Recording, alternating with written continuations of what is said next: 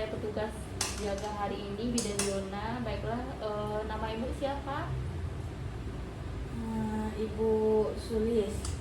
Baiklah, saya akan menjelaskan komunikasi, informasi, dan edukasi tentang beberapa pengertian di sini tentang siklus menstruasi, metode kontrasepsi, faktor yang mempengaruhi penyebab infertil.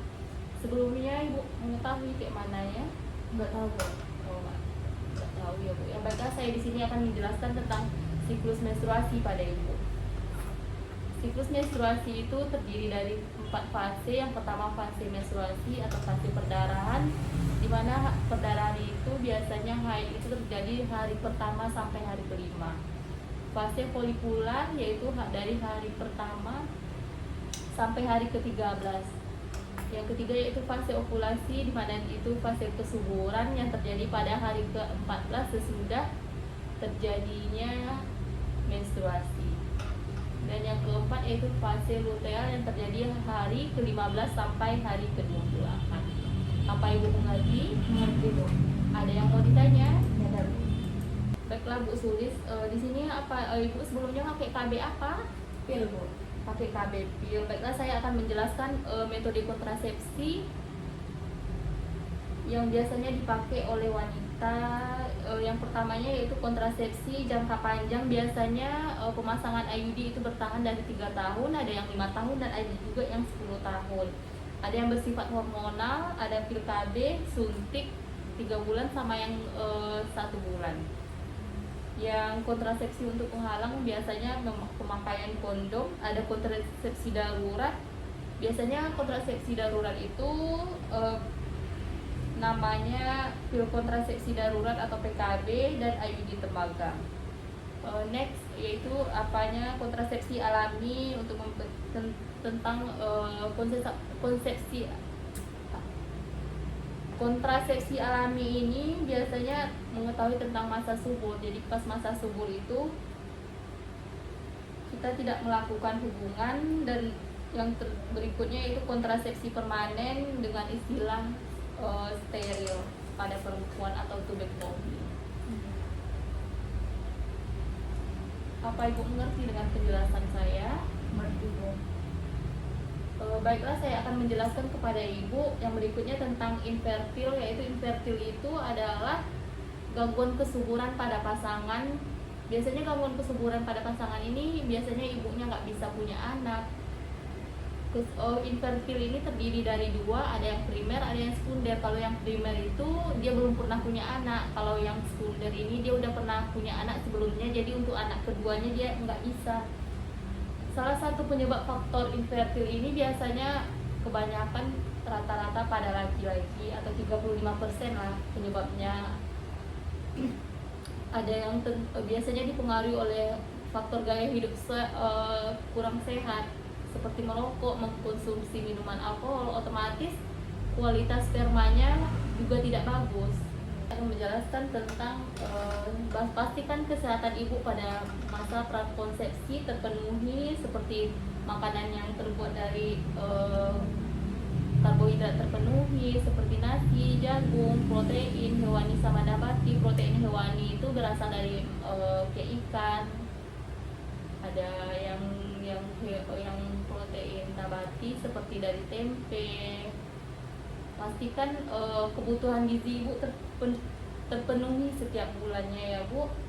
Jika ibu ada melakukan penundaan kehamilan, maka ibu bisa melakukan pemasangan metode kontrasepsi KB ya. Ibu Sulis, baiklah saya akan menjelaskan kepada ibu tentang menopause ya Bu ya, premenopause. Biasanya premenopause itu yaitu akhir-akhir dari tahun reproduksi, di mana seseorang wanita sudah tidak melakukan masa reproduksinya lagi. Biasanya tanda-tanda dan gejalanya pada wanita seperti ada hot flash. Hot flash ini ada panas nanti sebelum. Hot flash itu adalah perasaan panas pada wajah dan tubuh. Nanti ada gangguan tidur yang biasanya disebabkan hot flash ini. Biasanya ada keringat yang keluar pada malam hari. Tetapi ada juga yang tidak ada gangguan tanpa adanya hot flash. Yang berikutnya itu perubahan mood seperti perubahan suasana hati yang cepat menjadi lekas marah, depresi, dan dapat terjadi selama perimenopause ini. Selanjutnya yaitu vagina menjadi lebih kering. Hal ini membuat hubungan seksual terasa menyakitkan. Berikutnya infeksi saluran kemih. Di mana terjadinya infeksi saluran kemih, kadar estrogen yang rendah membuat kandung kemih lebih rentan terhadap infeksi saluran kemih. Menurunnya libido, pengeroposan pada tulang, meningkatnya kadar kolesterol jahat, dan terjadinya penurunan kadar kolesterol baik yang meningkatkan resiko penyakit jantung. Berikutnya yaitu pengeroposan tulang. Pengeroposan tulang ini biasanya disebabkan ada penurunan kadar estrogen, kadar hormon pada seseorang wanita, di mana masa tulang kehilangan masa tulang lebih cepat. Pak Ibu Sulis mengerti dengan penjelasan yang sudah saya berikan? Mengerti ya. Di sini kita perlu mendorong kesadaran tentang kesehatan mental dan emosional. Biasanya kita menghilangkan pemikiran negatif terhadap gangguan mental, yaitu dengan mendorong dialog terbuka tentang masalah kesehatan mental yang akan membantu mengurangi stigma dan kesadaran pada diri kita sendiri.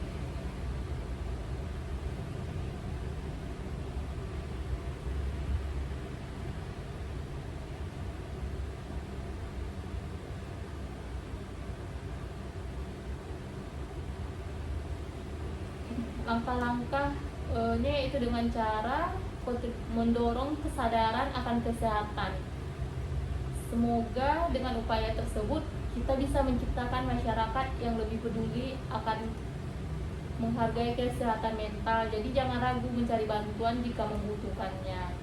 Yes, baiklah, saya akan menjelaskan tentang pemeriksaan pada penyakit menular. Biasanya pemeriksaan penyakit menular ini dilakukan pada saat screening sebelum pranikah. Biasanya nanti kita akan melakukan pemeriksaan penyakit menular. Jadi pemeriksaan penyakit menular ini biasanya dilakukan di puskesmas. Penyakit menular ini nanti kalau seandainya ibu ada penyakit menular, nanti bakalan ada dikasih obat seperti antibiotik. Jadi kalau seandainya ibu mau hamil, ibu harus melakukan persiapan fisik dan emosional pada sebelum melakukan kehamilan. Biasanya nanti ibu bakalan dikasih antibiotik terus, cuma nanti ibu sering kontrol. Jadi kalau seandainya untuk penanganan utamanya itu ibu menggunakan untuk apanya tidak boleh berganti pasangan, menggunakan selalu kondom untuk saat berhubungan badan. Dan apabila ibu terjadi apa-apa, keluhan apa-apa, nanti ibu bisa ke klinik terdekat aja.